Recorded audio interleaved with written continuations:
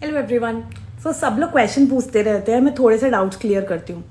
तो ADHD के साथ यानी attention deficit hyper activity disorder, जैसे नाम बताते हैं ना वैसे ही इसमें इश्यूज होते हैं। तो फर्स्ट होता है इनअटेंशन, यानी अटेंशन देने में काम को दिक्कत होना, चाहे वो स्कूल में प्रॉब्लम हो, बच्चे को काम नहीं कर पाना, या अडल्ट को कि एक काम से दूसरे काम पे जंप होते रहते हो और पूरा फोकस नहीं करा पाते।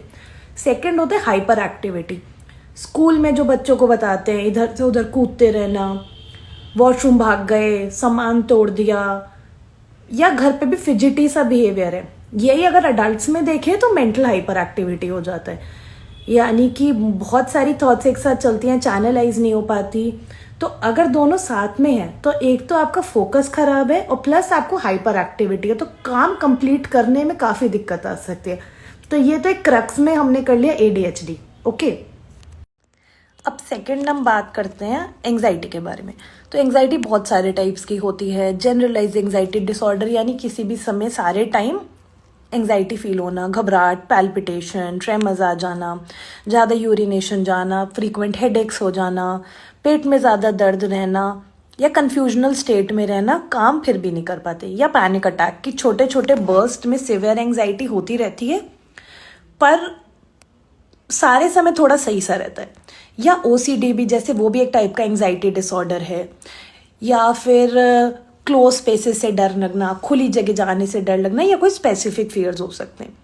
तो ये है ओवरऑल एक एंग्जाइटी, यानी कि ट्रेमर्स यानी फिजिकल सिम्टम्स आ गए या हमें मेंटल सिम्टम्स आ गए, एंग्जाइटी भी समझ में आ गई। ओके, अब इन दोनों चीज़ों में ADHD में और एंग्जाइटी में काफ़ी सारी कॉमन चीज़ें हैं, चाहे हम बच्चों की बात करें चाहे बड़ों की। फोकस नहीं लग पाना, काम पूरी कंसंट्रेशन से नहीं कर पाना, एक पैल्पिटेशन जैसी फील होना, या मेंटल हाइपर एक्टिविटी, कुछ ना कुछ चलता रहेगा और स्ट्रीमलाइन थॉट नहीं चल पा रही। तो मोस्टली ये एक दूसरे के साथ भी चलते हैं या एक दूसरे को कवर करके रहते हैं। कि कई बार ADHD के ट्रीटमेंट और मैनेजमेंट में हम एंटी एंग्जाइटी भी करते हैं, तो पता चलता है कि टोटल एंग्जाइटी डिसऑर्डर था, ADHD इतना बड़ा इशू नहीं था।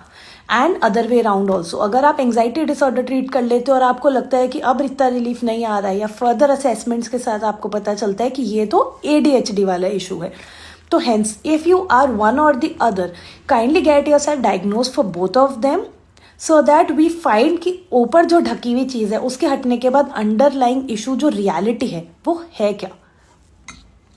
तो इनके साथ बेस्ट बात तो एक ही है कि फर्स्ट ऑफ ऑल आप अपना असेसमेंट करो।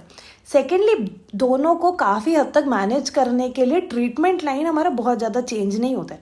जो हम एंटी डिप्रेसेंट्स या जिन्हें आप एंटी एंग्जाइटी बोलते हो वो दोनों में अच्छा खासा काम करते हैं।